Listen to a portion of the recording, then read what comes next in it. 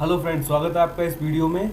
इस वीडियो में हम देखेंगे भारतीय संविधान में जितने भी अनुच्छेद महत्वपूर्ण हैं जो कि विगत वर्ष की परीक्षाओं में पूछे गए हैं और एसएससी जीडी और एसएससी सीजीएल वगैरह और आने वाली काफ़ी सारे एग्ज़ाम्स हैं जिनमें आ सकते हैं और उनके लिए महत्वपूर्ण भी हैं। तो हम देखेंगे all important articles of our Indian constitution. ठीक है, स्टार्ट करते हैं। तो अनुच्छेद एक, तो अनुच्छेद एक में संघ का नाम और राज्य क्षेत्र।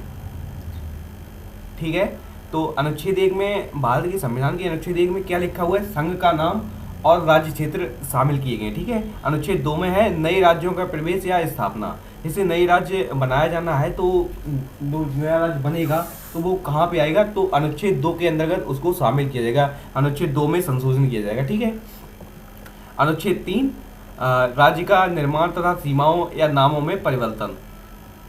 अनुच्छेद तीन में राज्य का निर्माण तथा सीमाओं या नामों में परिवर्तन, जैसे कि 100वां संविधान संशोधन हुआ था तो बांग्लादेश को 3 बीघा जो ज़मीन दी गई थी इंडिया की तरफ से दान में, तो वो इस अनुच्छेद तीन के अंतर्गत ही शामिल की गई थी। ठीक है,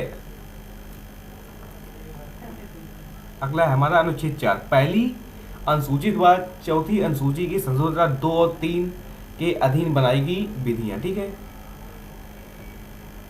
अनुच्छेद 5 में संविधान के प्रारंभ पर नागरिकता। अनुच्छेद 6 में भारत आने वाले व्यक्तियों को नागरिकता जो प्राप्त की जाएगी तो वो है आर्टिकल 6 में। और अनुच्छेद 7 में बताया गया है कि पाकिस्तान जाने वाले नागरिकों को नागरिकता के अंतर्गत जो भी संबंधित प्रावधान है वो अनुच्छेद 7 में किए गए हैं। और अनुच्छेद 8 में भारत के बाहर रहने वाले व्यक्तियों की नागरिकता के बारे में जो उपबंध किए गए हैं वो अनुच्छेद 8 के अंतर्गत हैं। और हमारा अगला है अनुच्छेद 9, विदेशी राज्य की नागरिकता लेने पर नागरिकता का नाम होना। यानी कि आप अगर भारत की नागरिकता को छोड़कर विदेशी नागरिकता ले लेते हैं तो आर्टिकल 9 के अंतर्गत आपकी भारतीय नागरिकता समाप्त कर दी जाएगी। ठीक है, अगला है अनुच्छेद 10, नागरिकता के अधिकारों का बना रहना, कि कौन कौन से रीजन है जिसके अंतर्गत आपकी नागरिकता बनी रहती है, तो वो उपबंध किए गए आर्टिकल 10 में। और आर्टिकल 11 में संसद द्वारा नागरिकता के लिए कानून का विनियमन। ठीक है, नागरिकता के लिए जो भी कानून का उपबंध किया गया है वो आर्टिकल 11 में है। और अनुच्छेद 12 में है राज्य की परिभाषा, कि राज्य क्या होता है, ऑल आउट उपबंध जो भी हैं वो अनुच्छेद 12 में है। तो अनुच्छेद 13 में मूल अधिकारों को असंगत या अल्पीकरण करने की विधियाँ। मूल अधिकार आपके जो हैं उसको कुछ समय के लिए मतलब कम किए जाएं या फिर आधे कर दिए जाएं, कुछ भी उसमें घटाना या बढ़ाना जो भी होता है वो आर्टिकल 13 के अंतर्गत लिखा गया है। और आर्टिकल 14 के अंदर लिखा है विधि के समता, यानी कि कानून के सामने सभी लोग समान हैं, इसकी समानता की व्याख्या हमारे आर्टिकल 14 में की गई है। ठीक है, संविधान के आर्टिकल 14 में विधि के समानता यानी कि कानून के प्रति सभी लोग समान हैं, वो बताया गया है आर्टिकल नंबर 14 में। और अनुच्छेद 15 में बताया गया है धर्म जाति लिंग पर भेद का प्रतिषेध। ठीक है, कोई भी भारत के कहीं भी किसी भी क्षेत्र में रहने वाला हो, धर्म जाति और लिंग के आधार पर भेदभाव नहीं होगा, ये हमारे आर्टिकल नंबर 15 में कहा गया है। आर्टिकल नंबर 16 में कहा गया है, आर्टिकल नंबर 16 में क्या कहा गया है? लोक नियोजन में अवसर की समानता। ठीक है, अगला है हमारा, यानी कि अवसर की समानता सेंस है कि कोई भी अवसर हो तो वो चाहे महिला हो, चाहे गरीब हो, चाहे अमीर हो, सबको समान अवसर दिया जाए। ठीक है, तो आर्टिकल 16 के अंतर्गत बताया गया है।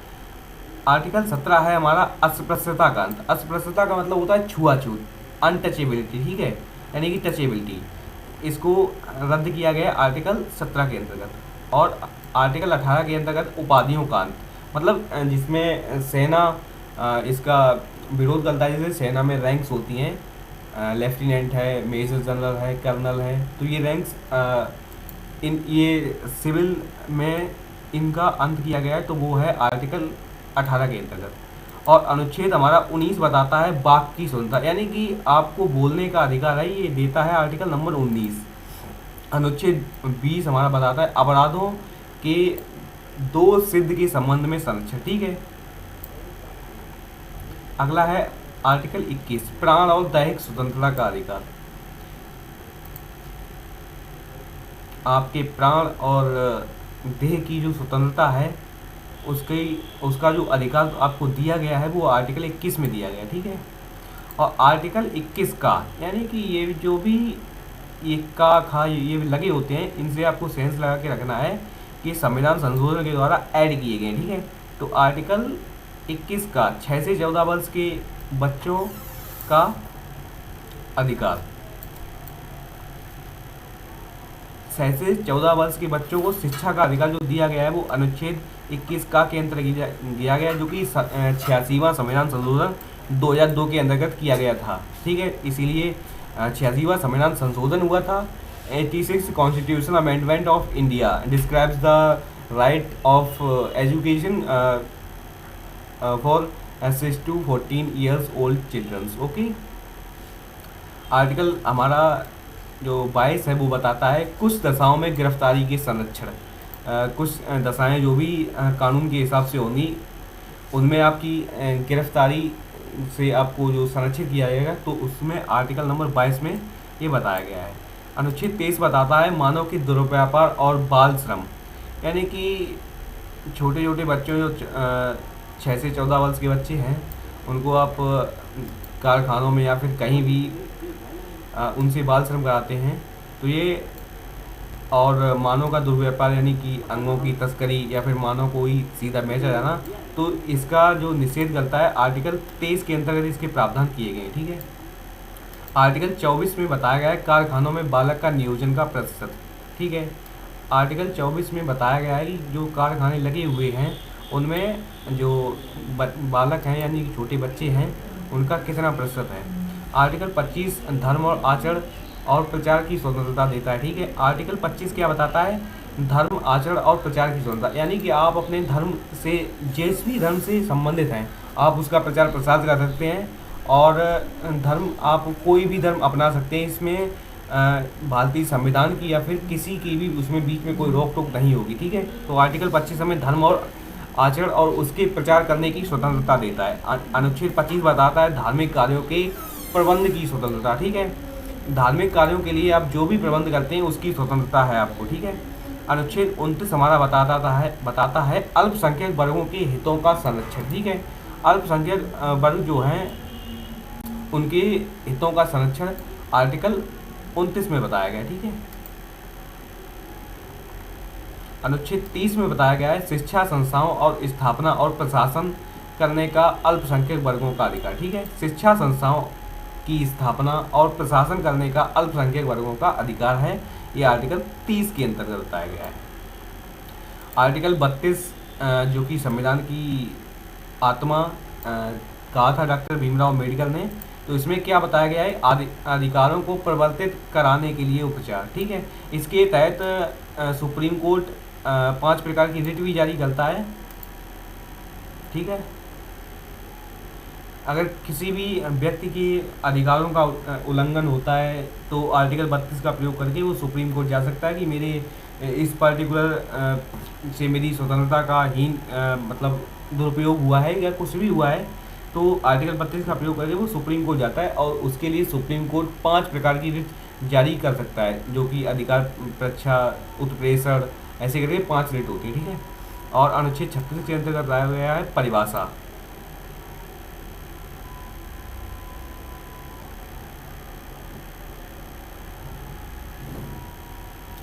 एक मिनट, इसमें क्लियर लिखा नहीं हुआ है किसकी परिभाषा, ठीक है। अनुच्छेद 36 के अंतर्गत परिभाषा ओनली लिखा है, कुछ मिस आउट हो रहा है इसमें, मैं आपको बता दूंगा। अनुच्छेद 40 में लिखा हुआ है ग्राम पंचायतों का संगठन। जो ग्राम पंचायतों का संगठन है तो अनुच्छेद 40 के अंतर्गत बताया गया है, ठीक है। अनुच्छेद 48 बताता है कृषि और पशुपालन का संगठन।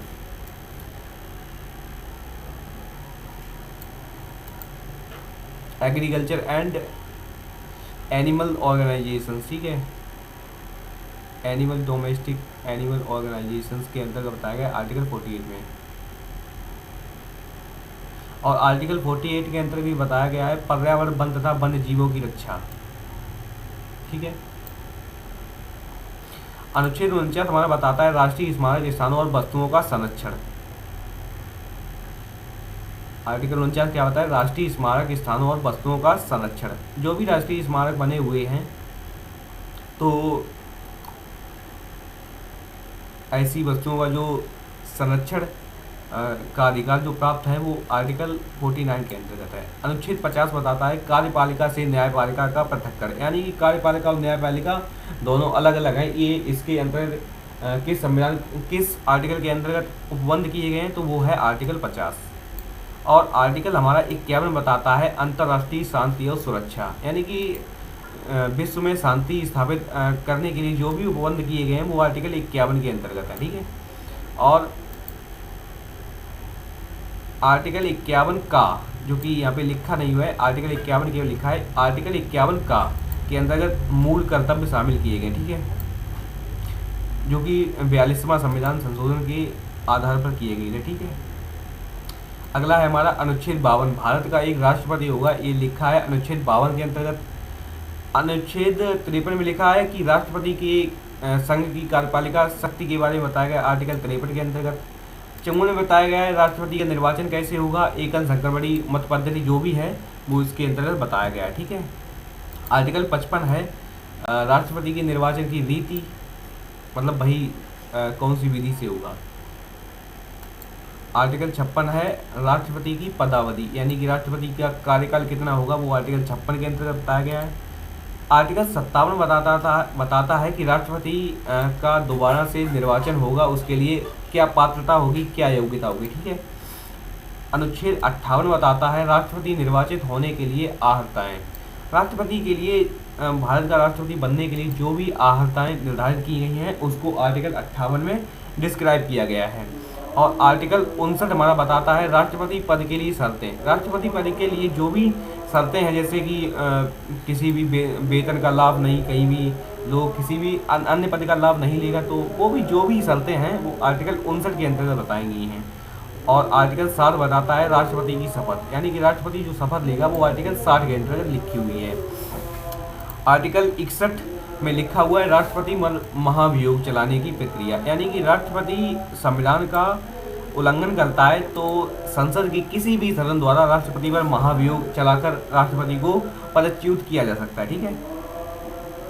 अनुच्छेद 62 में के अंतर्गत लिखा हुआ है राष्ट्रपति पद पर व्यक्ति को भरने के लिए निर्वाचन समय और रीतियाँ, यानी कि जो राष्ट्रपति का पद जब रिक्त हो जाता है तो उसके कितने दिन बाद उसको भरना है, या फिर उसके जो चुनाव होना है वो कब होगा और किस विधि से होगा, जो कुछ भी है सारा उपबंध किए गए आर्टिकल 62 के अंतर्गत। ठीक है। वैसे राष्ट्रपति का जो पद होता है वो 6 महीने से अधिक खाली नहीं रह सकता। ठीक है। 6 महीने के अंतर्गत चुनाव कराकर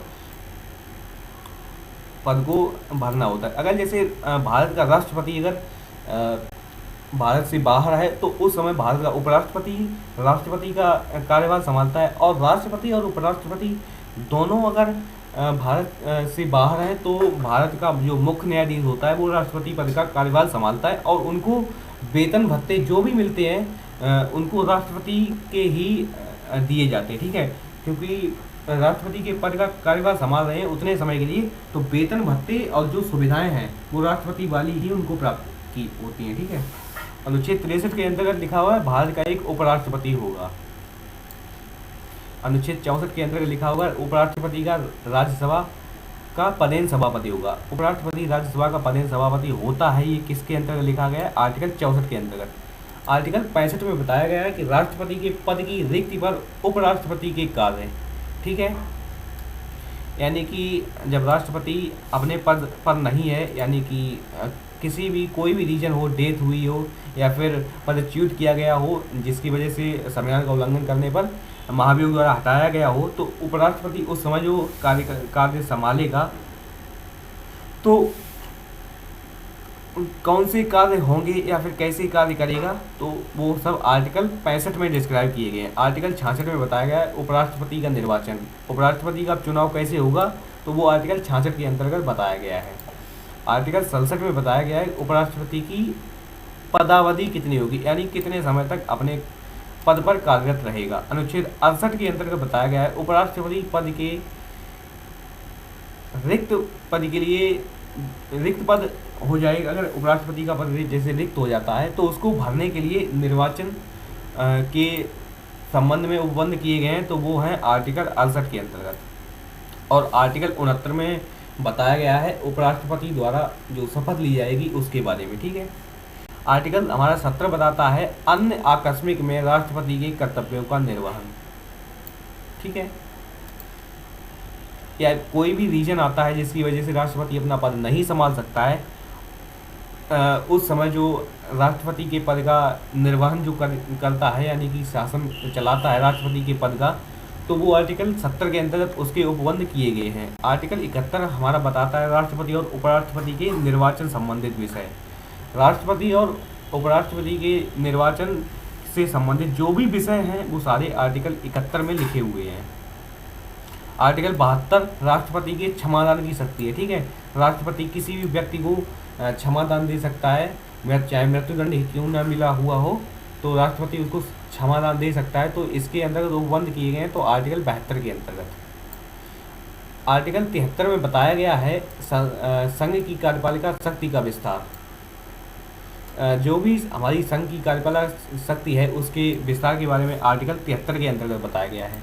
राष्ट्रपति को सलाह देने के लिए एक मंत्रिपरिषद होगी, मंत्रिपरिषद का गठन होगा, तो वो किस अनुच्छेद के अंतर्गत उपबंध किए गए, तो आर्टिकल 74 के अंतर्गत उपबंध किए गए। राष्ट्रपति को सलाह देने के लिए एक मंत्रिपरिषद होगी, ठीक है। हमारा अनुच्छेद 72 बताता है मंत्रियों के बारे में उपबंध, ठीक है। मंत्रियों के बारे में उपबंध, मंत्रियों से संबंधित जो भी कार्यवाही या फिर फलाना ठिकाना, मतलब जो भी है उनके बारे में, उनका कार्यकाल कैसे क्या होगा, तो वो आर्टिकल 75 के अंतर्गत बताया गया है। अनुच्छेद 76 बताता है भारत का न्यायवादी, यानी कि अटॉर्नी जनरल। और अटॉर्नी जनरल किसके प्रसाद पर्यंत कार्य करता है, तो भारत के राष्ट्रपति के प्रसाद पर्यंत कार्य करता है। भारत का महान्यायवादी, यानी कि राष्ट्रपति जब चाहे तब भारत के महान्यायवादी को हटा सकता है, ठीक है। आर्टिकल 76 इसीलिए बोला जाता है कि राष्ट्रपति के प्रसाद पर्यंत महान्यायवादी कार्य करता है अटॉर्नी जनरल, यानी कि भारत का सबसे बड़ा वकील जो होता है वो महान्यायवादी होता है। और इसकी इस पद पर रहने के लिए क्या योग्यता होती है, तो भारत के मुख्य न्यायाधीश बनने की जो योग्यता होती है वही योग्यता भारत के अटॉर्नी जनरल की होती है, ठीक है। अनुच्छेद 77 के अंतर्गत बताया गया है भारत सरकार के कार्य का संचालन। और आर्टिकल 78 बताता है राष्ट्रपति को जानकारी देने के लिए प्रधानमंत्री की कर्तव्य। आर्टिकल हमारा 79 संसद का गठन है, उसमें उसके अंतर्गत जो भी उपबंध है वो आर्टिकल 79 बताता है, ठीक है। अनुच्छेद 80 बताता है कि राज्यसभा की संरचना कैसी होगी, ठीक है। और लोकसभा की संरचना बताता है आर्टिकल 81।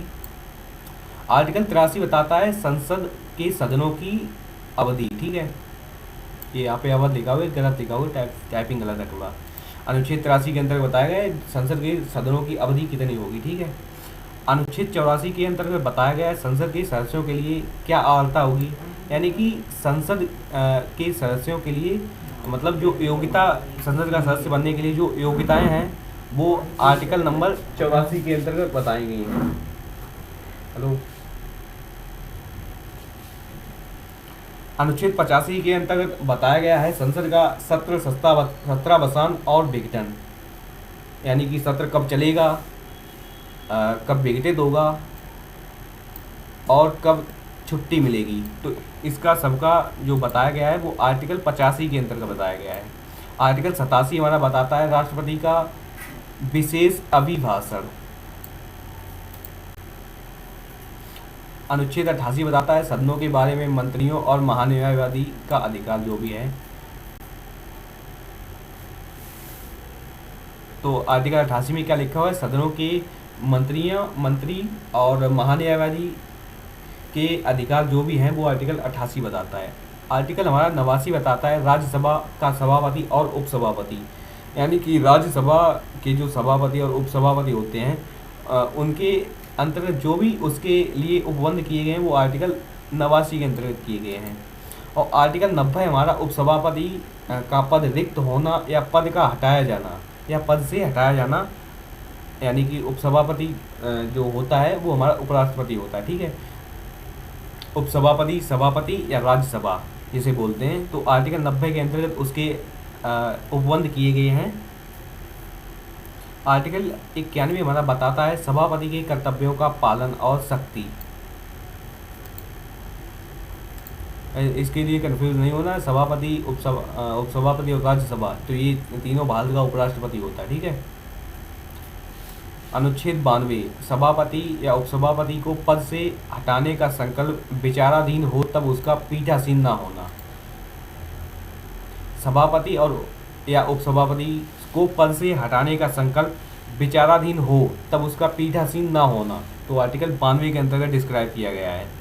आर्टिकल हमारा 93 बताता है लोकसभा का अध्यक्ष और उपाध्यक्ष के बारे में जो भी उपबंध किए गए हैं, वो आर्टिकल 93 बताता है। किसके बारे में? लोकसभा का अध्यक्ष और उपाध्यक्ष जो भी होते हैं, ठीक है, उनके अंदर जो भी उपबंध है वो आर्टिकल 93 में है। और लोकसभा के अध्यक्ष और उपाध्यक्ष का पद रिक्त होगा तो उसके अंतर्गत जो भी उपबंध है वो आर्टिकल 94 के अंतर्गत किए गए हैं। अध्यक्ष में कर्तव्य एवं शक्तियाँ, यानी कि लोकसभा के अध्यक्ष की जो भी कर्तव्य होंगे और जो भी उसकी शक्तियाँ होंगी वो आर्टिकल 95 में डिस्क्राइब किया गया है। आर्टिकल 96 बताता है हमारा अध्यक्ष उपाध्यक्ष को पद से हटाने का संकल्प हो तब पीठासीन ना होना, ठीक है। आर्टिकल हमारा 97 बताता है सभापति, उपसभापति तथा अध्यक्ष उपाध्यक्ष के वेतन और भत्ते। सभापति, उपसभापति और लोकसभा का अध्यक्ष और लोकसभा का उपाध्यक्ष के जो वेतन भत्ते हैं उनके बारे में आर्टिकल 97 डिस्क्राइब करता है। 98 बताता है संसद के सचिवालय के बारे में, आर्टिकल 98 बताता है। आर्टिकल हमारा 99 बताता है सदस्य द्वारा शपथ तथा प्रतिज्ञा। जो भी संसद के सदस्य होते हैं उनके द्वारा ली गई शपथ का वर्णन है वो आर्टिकल 99 में है। और अनुच्छेद हमारा 100 बताता है संसद संसाधनों में मतदान रिक्तियाँ के होते हुए भी सदनों के कार्य करने की शक्ति और गढ़पूर्ति। आर्टिकल हमारा 108 है कुछ दशाओं में दोनों सदनों की संयुक्त बैठक, यानी कि लोकसभा और राज्यसभा की दोनों की जो जॉइंट बैठक है वो आर्टिकल 108 के अंतर्गत डिस्क्राइब की गई है। हमारा आर्टिकल 109 बताता है धन विधेयक के संबंध में विशेष प्रक्रिया। जो भी उससे रिलेटेड रिएक्शन होगा वो आर्टिकल 109 के अंतर्गत लिखा हुआ है। और आर्टिकल 110 में बताया गया है धन विधेयक क्या होगा, यानी कि उसकी डेफिनेशन दी गई है, what is a money bill, तो उसको बताया गया है आर्टिकल 110 के अंतर्गत। आर्टिकल 111 विधेयकों पर अनुमति देता है। विधेयकों से संबंधित जो भी अनुमतियां हैं उन पर उपबंध जो किए गए हैं वो आर्टिकल 111 के अंतर्गत किए गए हैं। आर्टिकल 112 वार्षिक वित्तीय विवरण, यानी कि जिसे हम बोलते हैं बजट, ठीक है, वो आर्टिकल 112 के अंतर्गत लिखा हुआ है। और अनुच्छेद 118 के अंतर्गत प्रक्रिया के नियम लिखे गए, ठीक है। आर्टिकल 120 बताता है संसद में प्रयोग की जाने वाली भाषा। संसद में जो भी भाषा प्रयोग होगी उसके अंतर्गत जो भी उपबंध किए गए हैं वो आर्टिकल 120 में बताए गए हैं। अनुच्छेद 123 संसद विश्रांति काल में राष्ट्रपति की अध्यादेश शक्ति। आर्टिकल 123 बताता है संसद जब विश्रांति काल में होगा तो राष्ट्रपति की अध्यादेश शक्ति जो भी होगी वो आर्टिकल 123 के अंतर्गत बताई गई है। अनुच्छेद हमारा 124 बताता है उच्चतम न्यायालय की स्थापना और गठन। आर्टिकल 124 में सब कुछ डिस्क्राइब किया गया है कि उच्चतम न्यायालय की स्थापना और गठन कैसे हुआ है या होगा, ठीक है।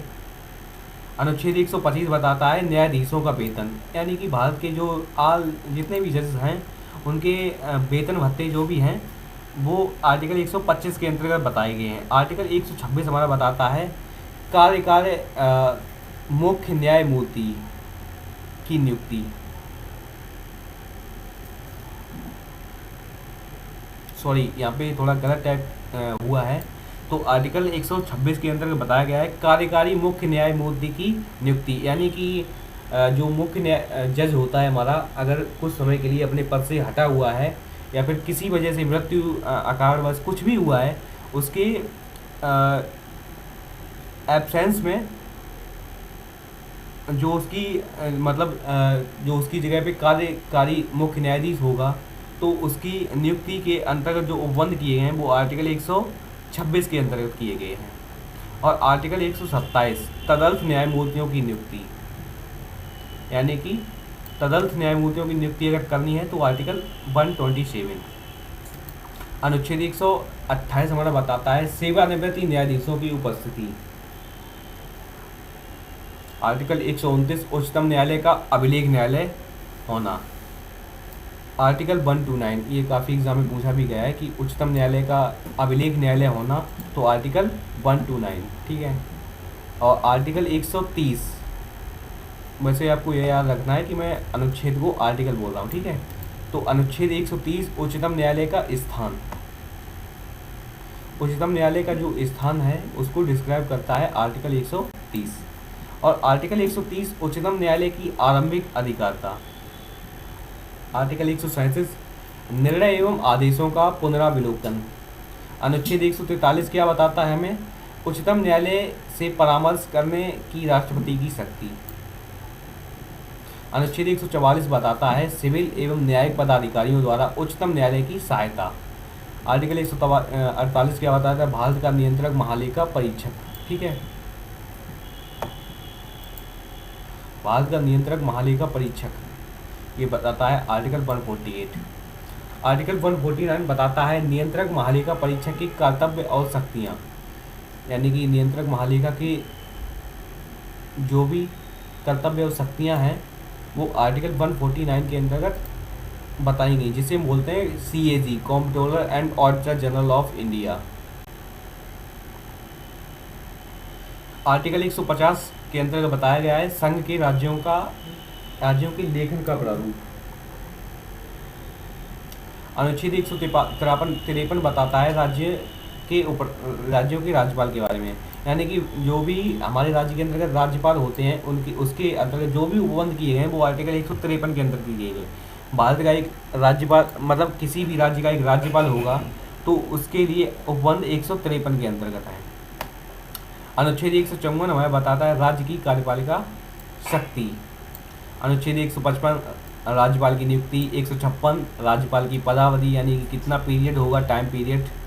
वैसे ये बता दें आपको कि राज्यपाल भी राष्ट्रपति के प्रसाद पर्यंत अपने पद को धारण करता है।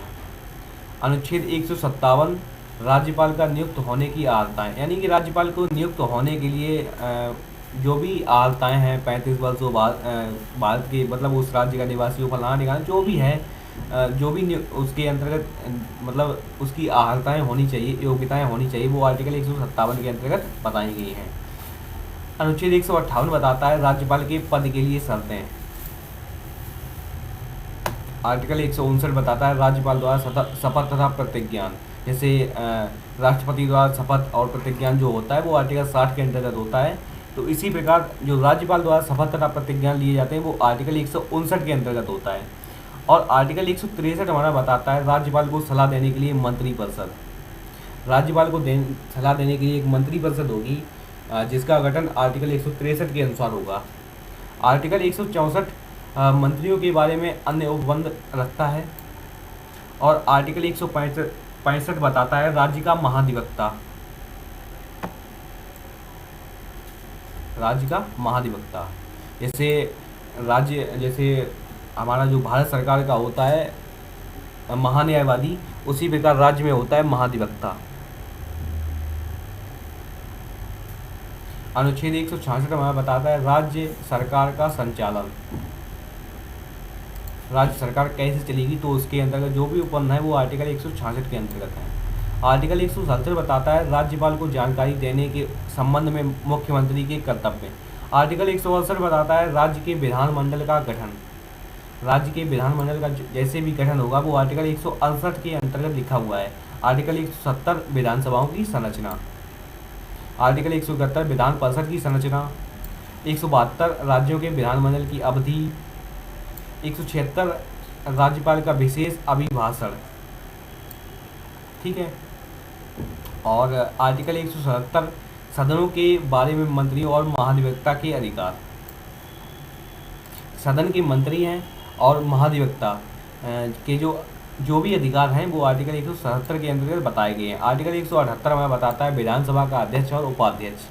विधानसभा के जो भी अध्यक्ष और उपाध्यक्ष होते हैं, जैसे लोकसभा के अध्यक्ष और उपाध्यक्ष होते थे, वैसे ही विधानसभा, जैसे राज्य में, जैसे केंद्र में लोकसभा होती है, वैसे ही राज्य में विधानसभा होती है। तो उसके इसके भी अध्यक्ष और उपाध्यक्ष होते हैं। तो उसके अंतर्गत प्रावधान है आर्टिकल 178 के अंतर्गत 179 अध्यक्ष और उपाध्यक्ष का पद रिक्त होना या पद से हटाया जाना, ये आर्टिकल 179 के अंतर्गत डिस्क्राइब है। आर्टिकल 180 किस किस किस किस लिए है? तो अध्यक्ष के पदों की कार्यवाही शक्ति, ठीक है, ये विधानसभा वालों के है, ठीक है, ये न कि लोकसभा वालों की। विधानसभा के अध्यक्ष के पदों की कार्यवाही शक्ति, तो आर्टिकल 180। आर्टिकल 181 क्या बताता है? विधानसभा अध्यक्ष उपाध्यक्ष को पद से हटाने का कोई संकल्प पारित होने पर उसका पीठासीन न होना, ठीक है। अनुच्छेद 182 क्या बताता है? विधान परिषद का सभापति और उपसभापति। अभी यहाँ पे जो चल रहे हैं ये सभी राज्य के अंतर्गत जो होती है विधान परिषद, उसके बारे में बताया गया, ठीक है। हम लोग जो केंद्र में होती है लोकसभा, तो उसका पहले ही देख चुके हैं। अनुच्छेद 183 सभापति और उपसभापति का पद रिक्त होना, पद त्याग या पद से हटाया जाना, ये भी हमारा विधान परिषद वाला, ठीक है। अनुच्छेद 184 सभापति के पद के कर्तव्यों का पालन व शक्ति। अनुच्छेद 185 क्या बताता है? सभापति उपसभापति को पद से हटाए जाने का संकल्प विचाराधीन होने पर उसका पीठासीन न होना, ये सभी विधानसभा के बारे में, विधान परिषद के बारे में, ठीक है। अनुच्छेद 186 बताता है अध्यक्ष उपाध्यक्ष सभापति और उपसभापति के वेतन भत्ते। अनुच्छेद 187 राज्य के विधानमंडल का सचिव सविचार।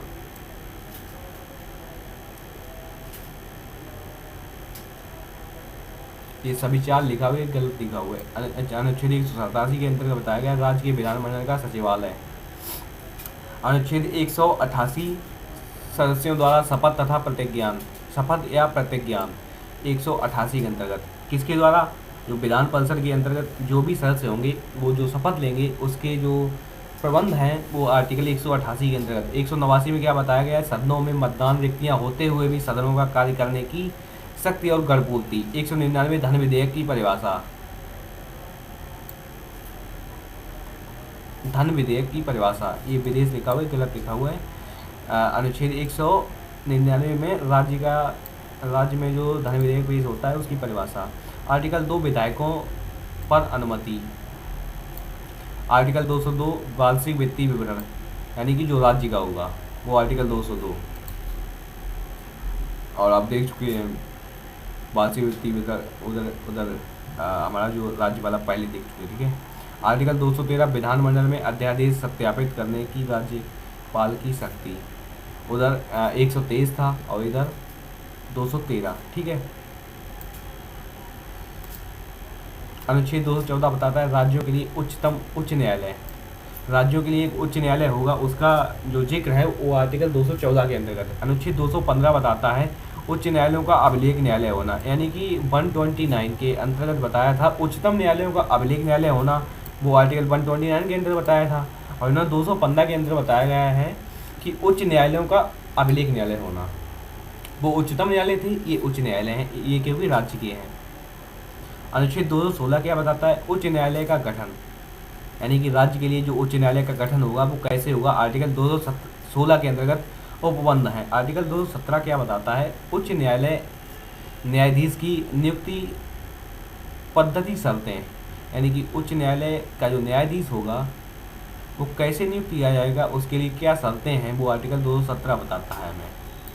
आर्टिकल 221 न्यायाधीशों का वेतन। 222 एक न्यायालय से दूसरे न्यायालय में न्यायाधीशों का अंतरण, यानी कि चेंजमेंट, क्या बोलते हैं, जिसे बोलते हैं ट्रांसमिशन। न्यायाधीश एक दूसरे से न्यायालय में चेंज होते हैं या ट्रांसमिशन होते हैं, तो वो होता है आर्टिकल 222 के अंतर्गत। 223 क्या बताता है? कार्यकारी मुख्य न्यायमूर्ति की नियुक्ति। आर्टिकल 224 अन्य न्यायाधीशों की नियुक्ति। मुख्य न्यायाधीश के अलावा जो अन्य न्यायाधीश होते हैं उनकी नियुक्ति कैसे होगी? आर्टिकल 224 के अंतर्गत देख सकते हैं आप, वो भी राज्यों के अंतर्गत। आर्टिकल 226 कुछ रिट निकालने के लिए उच्च न्यायालय की शक्ति। जैसे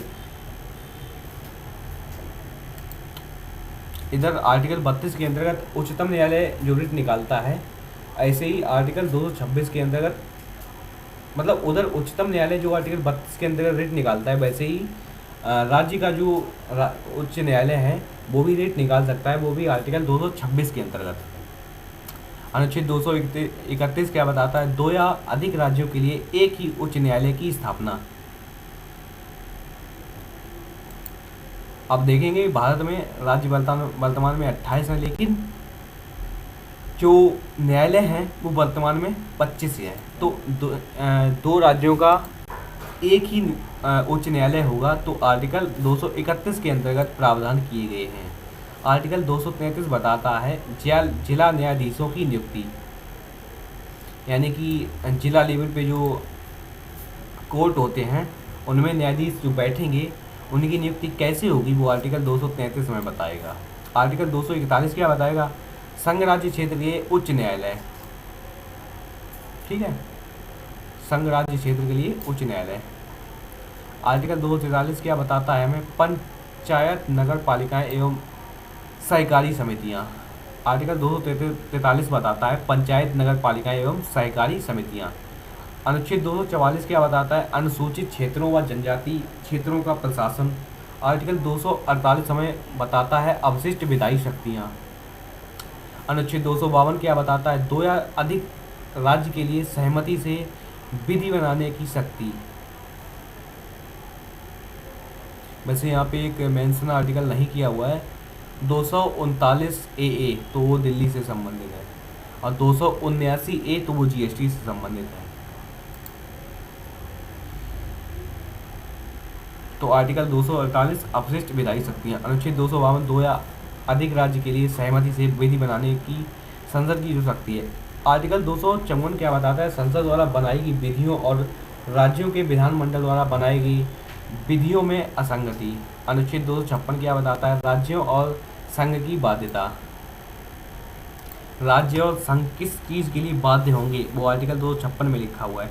आर्टिकल 257 बताता है कुछ दशाओं में राज्यों पर संघ का नियंत्रण। आर्टिकल 262 अंतर्राज्यिक नदियों या नदी दूनों के जल संबंधी विवादों का न्याय निर्णय। आर्टिकल 263 में बताता है अंतर्राज्यीय विकास परिषद का गठन, और जो संचित निधि होती है वो आर्टिकल 266 के अंतर्गत होती है।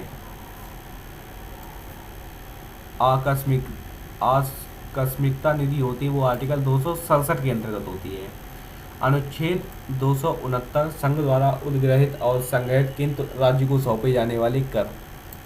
आर्टिकल 269 क्या बताता है? संघ द्वारा उद्ग्रहित और संग्रहित किंतु राज्यों को सौंपे जाने वाले कर जो है वो आर्टिकल 269। अनुच्छेद 270 क्या बताता है? संघ द्वारा इकट्ठे किए कर संघ और राज्यों के बीच वितरित किए जाने वाले कर। आर्टिकल 270 बताता है संघ द्वारा इकट्ठे किए गए संघ और राज्यों के बीच वितरित किए जाने वाले कर। आर्टिकल 280 वित्त आयोग का गठन करता है, ठीक है। आर्टिकल 281 वित्त आयोग की जो सिफारिशें होती हैं वो आर्टिकल 281, और आर्टिकल 292 भारत सरकार द्वारा उधार लेना। आर्टिकल 293 बताता है राज्य द्वारा उधार लेना। राज्य जो भी उधारी लेता है वो आर्टिकल 293 के अंतर्गत बताया गया है। और आर्टिकल 300 संपत्ति का अधिकार। पहले ये आर्टिकल 44 के अंतर्गत था, लेकिन संविधान संशोधन के द्वारा इसको 300A, ठीक है, ये 300 लिखा है लेकिन इसमें 300A संविधान संशोधन के द्वारा हुआ है, इसलिए 300A के अंतर्गत है संपत्ति का अधिकार।